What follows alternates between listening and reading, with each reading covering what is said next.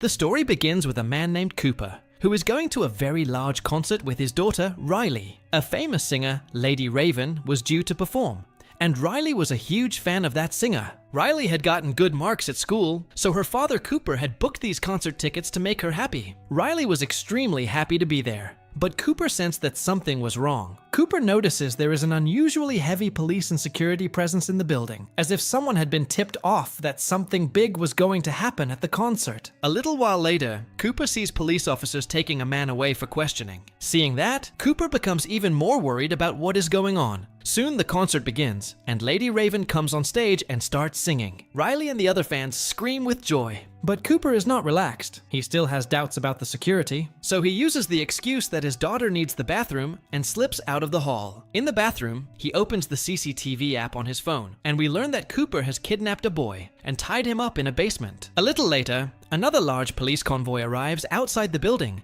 and surrounds it from all sides. Cooper returns to the concert where his daughter is enjoying Raven's song, but Cooper grows more tense as the police presence increases. To get his daughter away from the crowd, Cooper takes Riley to his shop under the pretense of buying her a Raven t-shirt. When Cooper asks the shopkeeper for Riley's t-shirt size, the shopkeeper says there is only one t-shirt left in that size. But the problem is that another girl is insisting on buying the same sized t-shirt. Cooper tells Riley not to bother the shopkeeper and to let the other girl have the shirt. An employee named Jamie working in the shop is very impressed with Cooper and Riley and thinks how kind Cooper is. Cooper realizes that Jamie has completely trusted him. So he decides to take advantage of that trust and asks Jamie why there is so much security, police, and FBI here. He explains that the whole concert is actually a trap set by the police to catch a man. Have you heard of the famous serial killer Butcher who kidnaps people and kills them? Jamie asks. The police learned that the killer would be here today, and the entire concert is a ruse to catch him. Hearing this, Cooper breaks into a sweat, because the serial killer Butcher is actually Cooper himself. Jamie's words increase Cooper's panic, and he realizes how huge a mistake it was to come here. But he doesn't want to be caught so easily. He notices that all doors open only with employees' ID cards. When he reaches a back exit with his daughter to run away, he sees many police officers standing at the gate. Despairing, he begins thinking how to distract those security guards. Then he sees a girl on the stairs and quietly shoves her down so the guards will rush to her, leaving the gate momentarily unattended. And his plan works. The guards go to help the girl and leave the gate. But when Cooper reaches the door, he sees even more security guards outside checking and questioning everyone who tries to leave. If Cooper tries to go through, they will catch him. So he goes back into the concert. A little later, Lady Raven calls one of her friends, Parker, down from the stage. Parker comes out through the passage the singer used to exit. Cooper observes that exact passage, and an idea forms in his mind. He goes straight to Jamie and asks, "Did you bring the t-shirt for my daughter? You said 20 minutes. Jamie says, "Yes, sir. I'm just about to get the t-shirt from the storeroom upstairs." "Good thing you came. Want to come with me?" Cooper says he would like to, and the two head upstairs towards the storeroom. While Jamie is unloading the t-shirt boxes, Cooper secretly snatches Jamie's ID card, which can open any door in the building. Cooper then tries to extract more information from Jamie, casually asking whether the killer will be caught today. Jamie replies that the killer will definitely be caught because it's a perfect trap. He says all employees know about the trap and that the police have given each a secret code. Cooper asks Jamie what his secret code is. Foolishly, Jamie tells him, "My secret code is Hamilton." Jamie then hands Cooper a t-shirt without charging him. As Jamie leaves, Cooper gets to work. He goes downstairs to the basement, uses Jamie's ID to open a door, and walks into a room where a secret police meeting is underway. He poses as an employee fetching coffee, and none of the officers suspect him. Standing with his coffee, he listens to their planning about catching Butcher, not staying too long for fear of being discovered. Cooper leaves, but cleverly steals a police radio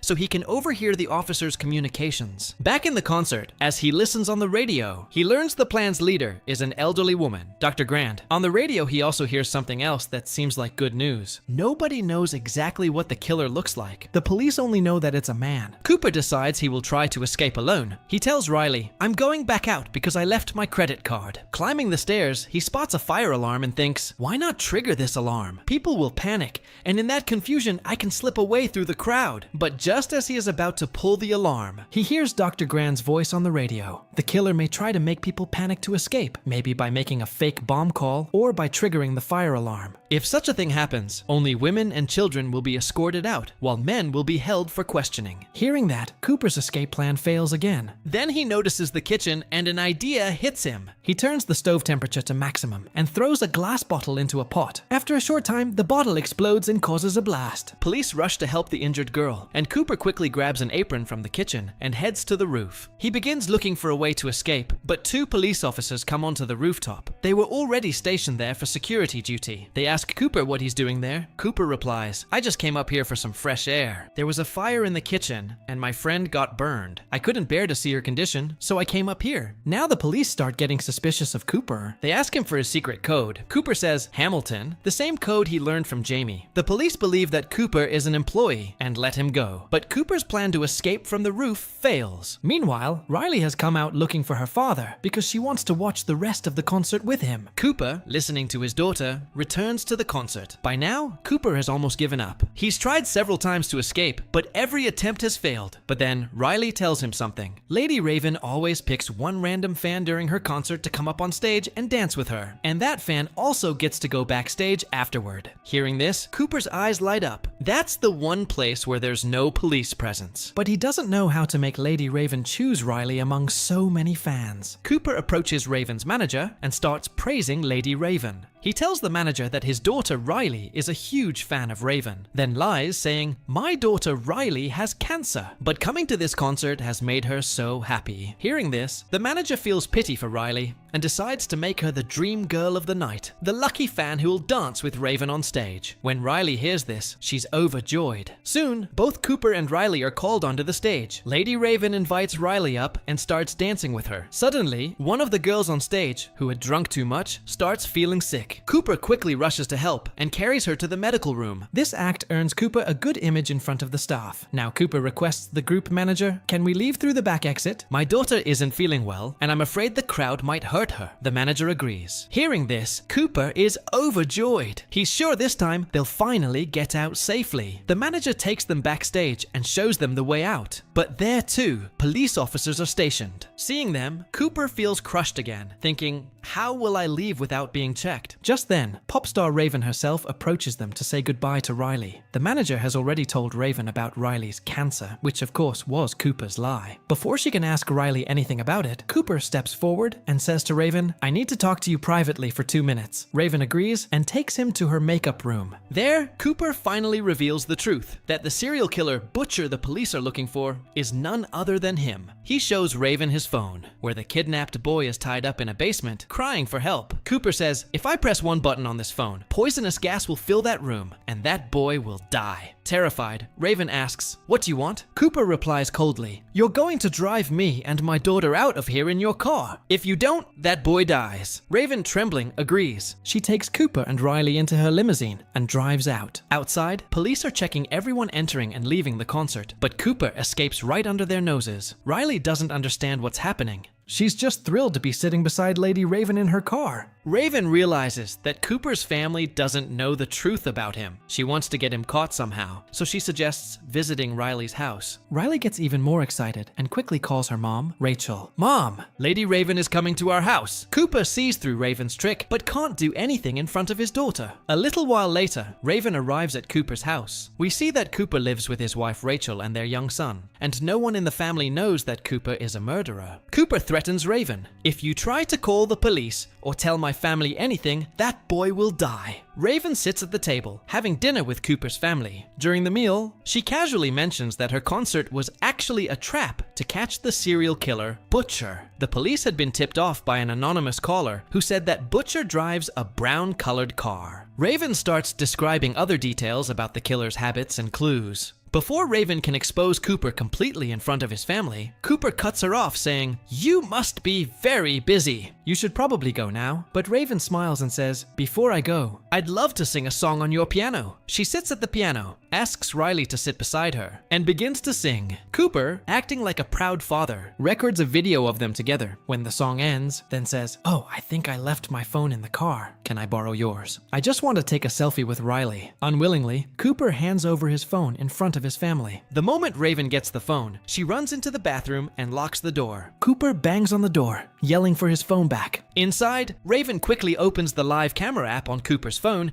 and uses the microphone to talk to the kidnapped boy. "Where are you?" she asks. The boy replies, "I don't know the exact location, but when I was brought here, I saw a blue gate outside the house and a broken lion statue near it." Hearing this, Raven immediately goes live on her Instagram and tells her fans. She says, "There's a house near a broken lion statue. The gate of that house is painted blue. If anyone recognizes such a place, break the door open and go inside. There's a boy trapped in the basement. Please rescue him." Luckily, some of Raven's fans know exactly which place she's talking about, and they rush to save the kidnapped boy. Right after that, Raven messages her driver, "Call the police here immediately." But before help arrives, Cooper unlocks the bathroom door using a spare key and storms in. By now, he has locked his entire family upstairs in the bedroom. He grabs his phone from Raven and checks the live footage, only to see that the boy he had kidnapped has been rescued by those fans. Seeing this, Cooper's face fills with rage. Furious, he forces Raven into his car and speeds away. However, as soon as he starts driving, he spots his family standing in front of the car. They've managed to escape through the bedroom window and climb down the tree near their house. Cooper is stunned. How could I, after all this planning, make such a stupid mistake? And yet, despite being a killer, Cooper truly loves his family. He doesn't want them to see him like this, as a monster running for his life. Seizing this moment, Raven jumps out of the car and runs toward Cooper's family for safety, while Cooper rushes back into the house and locks himself inside the garage. A few minutes later, the police arrive and surround the house from all sides. We then see Raven sitting in her car, preparing to leave. But just as she's about to go, a police officer stops the car. He tells the driver, "Step out. I'll drop Miss Raven at her house." Raven agrees, and they drive off together. When the police break into Cooper's house, he's nowhere to be found. It turns out there's a secret tunnel in the kitchen that leads to a neighbor's yard. Cooper used it to escape. Then comes the twist. The police officer driving Raven isn't a cop at all. It's Cooper himself. Dressed in a police uniform, he slipped out through the tunnel unnoticed. He handcuffs Raven and says coldly, "I have plenty of safe houses around the city. I'm taking you somewhere no one will ever find us." But just then, their car is surrounded by Raven's fans. They recognize her limousine and block the road. Raven lowers her window slightly, and when the fans see her face, they're certain it's her. She screams for help,